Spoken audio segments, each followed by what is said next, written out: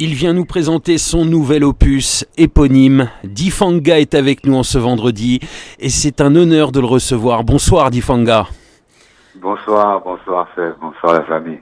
Yeah, ça va? Comment tu vas? Ben ça va, on est là, tranquille, impeccable. On est en santé, tout va bien. Yeah, c'est cool. Nous aussi, on est enchantés de te connaître, toute l'équipe et puis les auditrices, les auditeurs. J'ai fait une belle découverte, j'ai pris une grosse claque cette semaine, je te le dis. Franchement, cet album, c'est un travail magnifique. Je sais que tu pèses 70 kilos, mais c'est quand même du lourd. et franchement, bravo. Franchement, bravo. Ah ben ça fait plaisir. Voilà, ça vient du cœur et j'ai vraiment kiffé cette découverte, kiffé faire découvrir ton univers aux auditrices et aux auditeurs cette semaine. Ça a été un pur kiff. Difanga, on va commencer par le début. Présente-toi un petit peu aux auditrices et aux auditeurs. Je sais que tu es d'origine ivoirienne. Ouais, je suis originaire de la Côte d'Ivoire. J'ai grandi à Paris dans le 19e. Ouais. Et j'ai fait mes classes dans les sound systems dans les années 93 comme ça. Yeah. Alors je sais que voilà, ton père était un grand amateur de reggae déjà de base. Exactement, il écoutait beaucoup de reggae. Et le déclic vraiment, c'est quand il m'a emmené au concert d'Alpha Blondy et de Jimmy Cliff. Yeah. J'avais 11 ans et c'est là vraiment j'ai pris ce déclic et j'ai dit non mais en fait c'est ça que je dois faire. Ah là, c'était le vrai déclic quoi. Exactement. Et là, à 17 ans, un petit peu plus tard, tu formes ton premier groupe, les Messagers de Jah. Exactement. Voilà, donc ça démarre, la carrière, elle démarre comme ça. Ouais, voilà, c'est ça. C'était une bande de potes de quartier. On allait dans la MJC et puis on lâchait des freestyles comme ça, quoi. Alors, ta voix douce et mélodieuse, et c'est vrai en plus, j'adore ta voix. Voilà, tu as facilement pu conquérir le public de la scène reggae française. Voilà, c'est une grosse carrière quand même, hein, malgré voilà que tu aies pas sorti énormément de projets, mais tu as une belle carrière derrière toi quand même. Ouais, ça fait plaisir.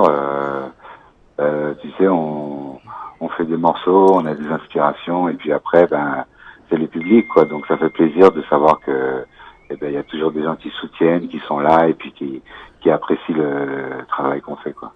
Alors, tu chantes le reggae en français. Les premières inspirations, ça a été plutôt anglophone. Qu'est-ce qui t'a envie de donner de l'émotion comme ça, de la vibes, de transmettre des messages en même temps que de la vibes, et surtout particulièrement de faire du reggae français? C'est venu naturellement, en fait. Pour moi, le reggae, c'est vecteur de message, c'est vecteur de conscience, c'est une musique qui vient du ghetto, donc c'est une musique qui dénonce les injustices. Donc pour moi, c'était tout à fait normal d'aborder le reggae sous cet angle-là, quoi. Parce que c'est comme ça que je l'ai connu, en fait. Alors, le côté français, c'est vraiment pour être le plus compris, tu vois. Je vis en France, donc c'était naturel de chanter en français, quoi.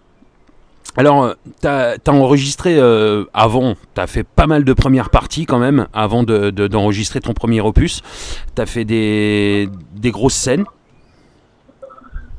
notamment première partie de Luciano, de Sean Paul au Zénith de Toulouse, d'Alpha Blondy aussi à l'Olympia, et d'Adinotti, Pierre-Paul Jacques également. Ouais, c'était des périodes très très enrichissantes. Tu sais, en live, c'est là pour moi où vraiment je pense qu'on peut vraiment exprimer vraiment la plénitude un peu d'une chanson ou d'un morceau. Donc c'est des moments super enrichissants et j'ai appris comme ça le métier petit à petit, quoi. Ouais, t'as commencé plus par la scène que par enregistrer des sons en fait finalement. Oui, c'est ça, exactement. Nous c'était plus l'école des sound systems. Yeah. Des rythmes et puis les chanteurs, les artistes qui venaient, ils chantaient dessus, quoi. Voilà, et ils faisaient des impros totales dans les sound systems. C'était le but, de faire des impros sur des sons que les Selecta balançaient, quoi. Exactement, parce que en tant qu'artiste, on savait même pas quel rythme il allait balancer, quoi, mais c'était à la vibe, quoi. Et c'est ça qui donnait toute la magie vraiment du sound system. Alors, premier opus, Le Voyageur, enregistré entre Paris et Kingston. C'était quelle année ça? Oh, là, tu m'emmènes super loin. Tu sais, moi, les dates. Je sais plus, c'est autour des années 2000. Oui, 2001, à peu près, ouais. Ouais, c'est ça. Hein. Mmh. Ouais. Donc ouais, grande expérience, parce que c'est là où je découvre aussi la Jamaïque. Ouais. Donc c'est là où vraiment je passe de l'autre côté du rideau et je vois comment ça se fait, dans quelle ambiance, la vibration, toute cette dynamique qu'il y a autour du reggae là-bas en Jamaïque, quoi. Donc ouais, super expérience. Superbe expérience, et puis ça recommence derrière avec ton deuxième opus qui fut également enregistré en Jamaïque au mythique studio Tuff Gong quand même, hein, avec le Fire Axe Band. Et avec comme invité Monsieur Luciano, pardon, oui, sur cet album avec un titre magnifique d'ailleurs qu'on a diffusé cette semaine, que je kiffe, hein, c'est Janos. Ok, super, ouais. Only Janos, ouais, super. Ouais. 2012, le deuxième album, hein, il me semble. Hein.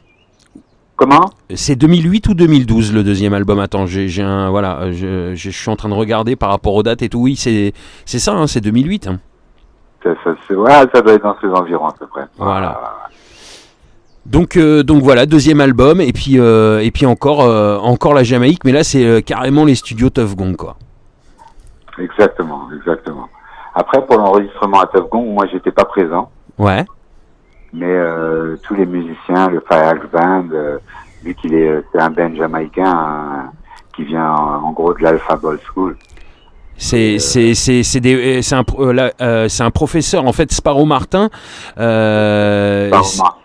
Sparrow Martin, voilà, professeur de musique à l'Alpha Boy School en Jamaïque. Exactement. Donc c'est lui qui a un peu formé ce band et puis il les a réunis autour de ce projet qui était mon album, quoi.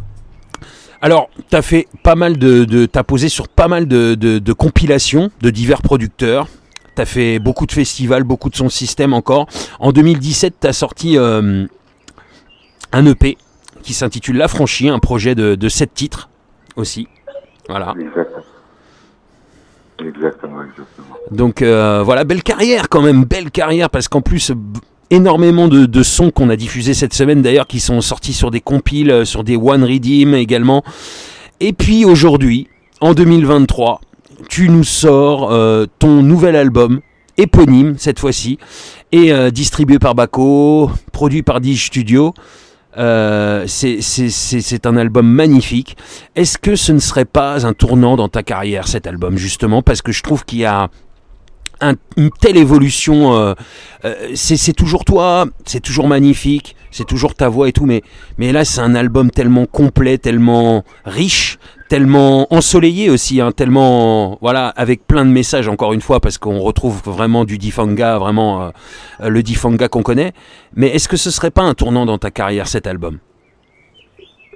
Je sais pas, je peux pas te dire si c'est un tournant, si c'est le prolongement d'une ligne droite. C'est difficile, c'est vraiment difficile de décrire, quoi, en fait. Hein. Non, je pense que cet album, c'est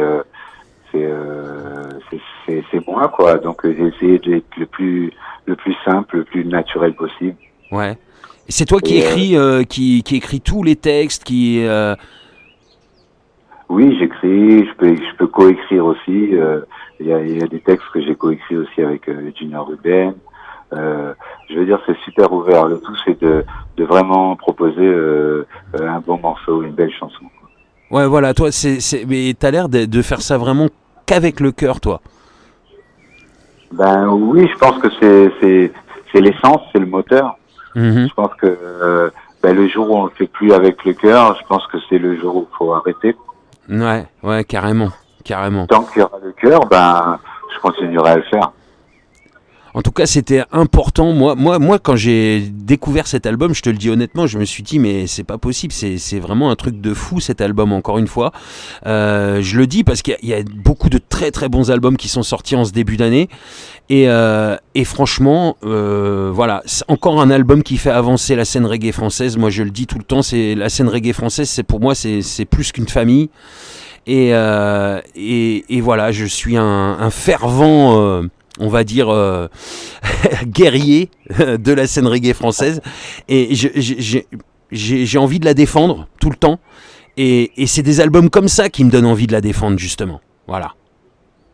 Ça fait plaisir, ça fait plaisir. Vraiment, ça vient du cœur, en tout cas. Eh ben, c'est cool. Et qu'est-ce que toi, tu en penses de cette scène reggae française, justement? Je voulais te poser cette question. Qu'est-ce que toi, comme tu vois, depuis ces plus de 20 ans où tu fais du son, comment elle a évolué, comment elle est maintenant Je trouve qu'elle est riche. Elle propose de belles choses. Il y a quand même de grands artistes. Il y a beaucoup de talent. Après, c'est les moyens souvent qui font défaut. Mais je trouve que oui, artistiquement, c'est positif. C'est positif. Yeah. On avance, quoi. On fait avec les moyens du bord, mais on avance. Exactement. Tu sais, à la base, à l'origine, c'est Ragamuffin. Tu sais, c'est un peu comme ça que ça se fait. Au début, on le faisait un peu clandestinement. Les gens, ils faisaient des sound systems clandestins. Bon, maintenant, on peut les faire au grand jour. C'est official. On peut porter les locks. C'est à la mode. Donc ouais, c'est une autre époque. C'est un autre temps. Yeah. Il y a une question assez difficile en général pour les artistes, mais bon, on va retirer 2 sons, puisqu'on a déjà rentré 2 sons de cet album en playlist, qui s'intitule SOS avec Pierre-Paul Jacques. Alors, moi je voudrais parler déjà de ces sons, SOS avec Pierre-Paul Jacques, la rencontre avec Pierre-Paul Jacques, alors, parce que ce son est magnifique, hein, franchement. C'est gentil. Pierre-Paul Jacques, en fait, c'est un artiste que j'ai connu de plus près. Il m'avait invité à sa première partie à l'Olympia. Mmh. Voilà, et c'est comme ça que j'ai connu Pierre-Paul Jacques pour la première fois, on va dire. D'accord, donc ça remonte parce qu'on en a parlé tout à l'heure, ça remonte un petit peu. Ça remonte. Et après, on s'est toujours croisés. Et puis, c'est quelqu'un que je connais pas forcément bien, mais on a toujours eu un bon feeling, une bonne vibe. Et quand j'ai écrit ce morceau, eh ben je sais pas, ça m'a inspiré Pierre-Paul Jacques, quoi. Ouais, et puis donc je l'ai dit directement. C'est un morceau vraiment qui un morceau qui essaye de réveiller un petit peu les consciences pour protéger la planète. Hein. Ouais, c'est ça. Ça veut dire que bon, c'est vrai que ça peut faire un peu cliché, mais on le dit souvent, mais je vois que ça se dégrade de jour en jour, donc oui, il faut quand même. C'est bien de le souligner. Je pense qu'on le dit jamais trop assez. Ouais, carrément.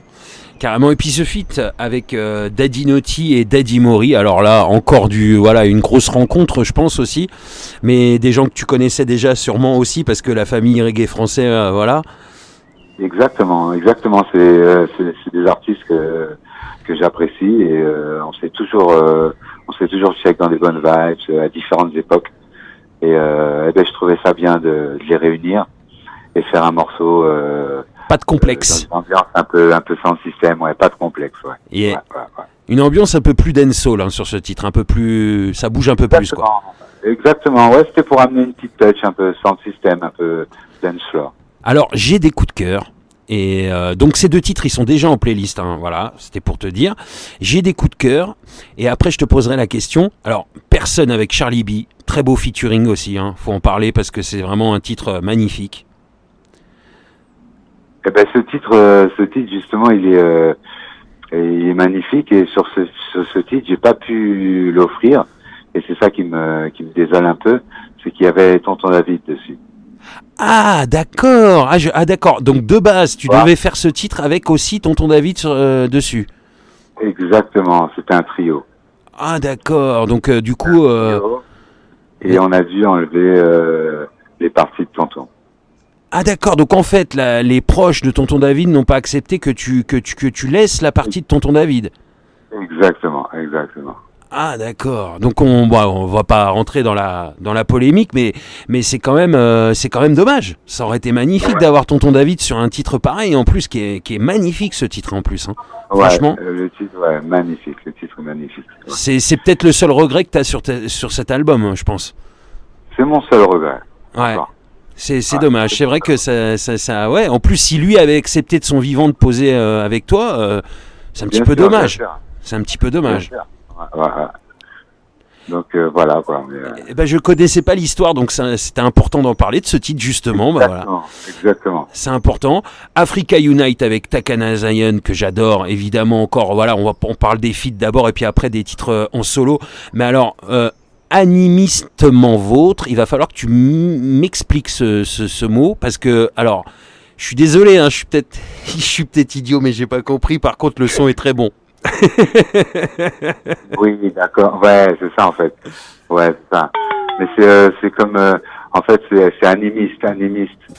C'est le fait de savoir que dans tout ce qui vit, il y a un esprit, tout ce qui nous entoure, la faune, la flore, c'est ça les animistes. Animiste, d'accord. Animistement vôtre, ok. Là tout de suite ça va mieux. Ça glisse mieux. C'est un clin d'œil. Yeah. Alors, de toute façon, voilà, j'ai des coups de cœur, mais en fait tout l'album, déchire. Hein. Je vais encore dire les choses comme ça, mais c'est vrai. Cet album, c'est du très très lourd. Même si Difanga ne pèse que 70 kilos, mais en même temps, j'allais te la faire celle-là. J'avais envie de te la faire celle-là. Et t'imagines un CD qui pèse 70 kilos? C'est pas lourd, franchement.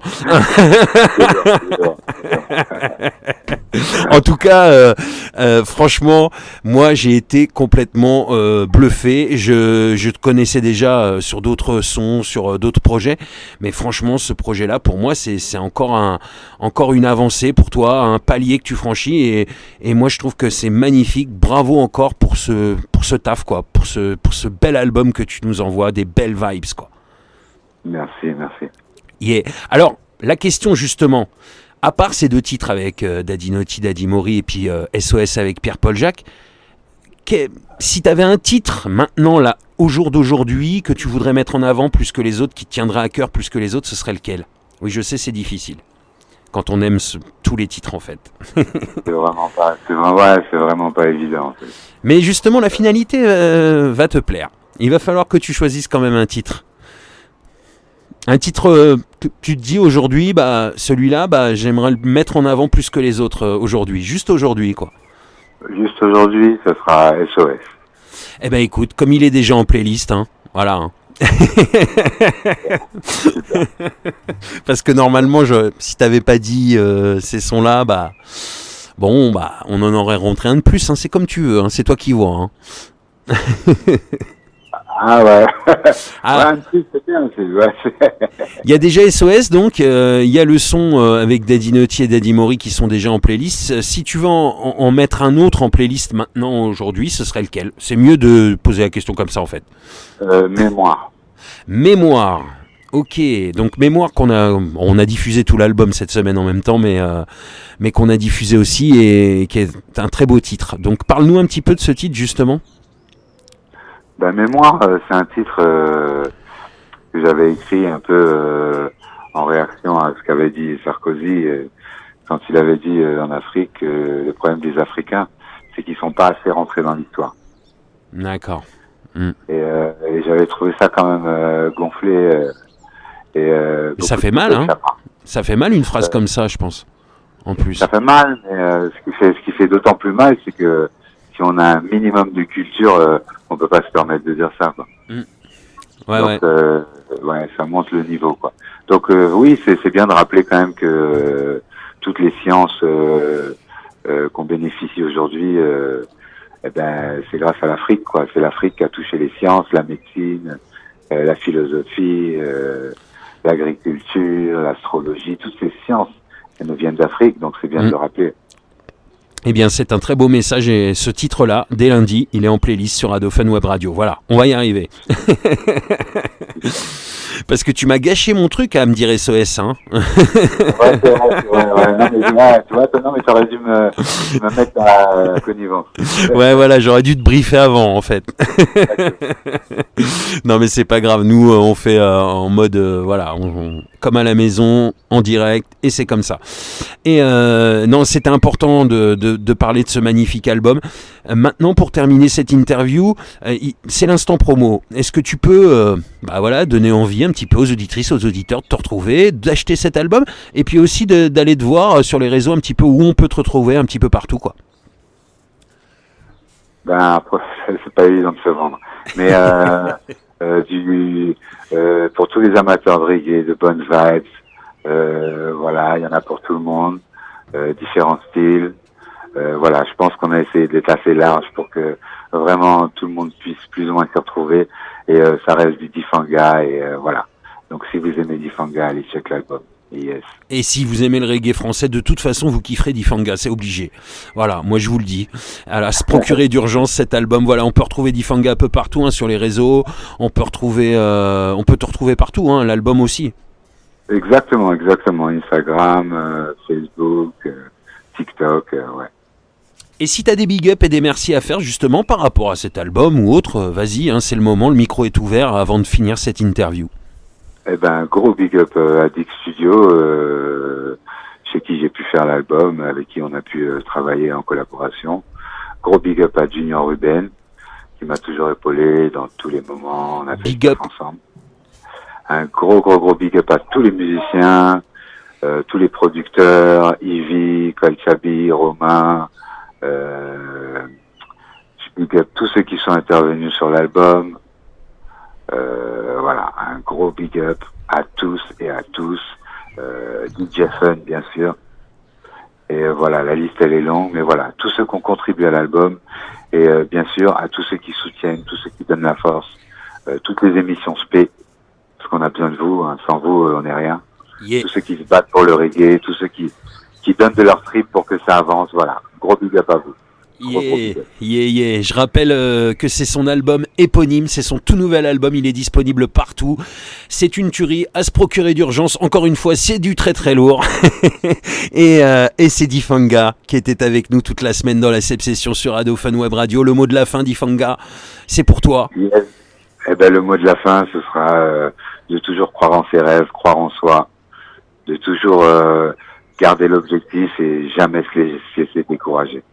Yeah. C'est un très beau message et on va finir comme ça. Merci Difanga, bonne continuation à toi. D'ailleurs, j'ai oublié de te demander les projets futurs, présenter un petit peu cet album sur scène. Qu'est-ce qui va se passer pour toi dans le futur justement? Dans le futur, ce sera des clips, de la promo, des concerts, voilà. On va défendre cet album jusqu'au bout. Voilà, et nous on partagera, hein, dès qu'on verra des événements, des dates et tout, on partagera. C'est important, hein, de continuer à suivre les artistes. Une semaine découverte, c'est pas une fin en soi. On continue à vous diffuser, à donner la force, à être là, présent dès qu'il se passe quelque chose pour vous. Donc n'hésite pas, hein, on est là pour faire tourner, pour les dates, mais éventuellement des nouveaux projets plus tard. On sera là. Difanga, bravo en tout cas. C'est cool.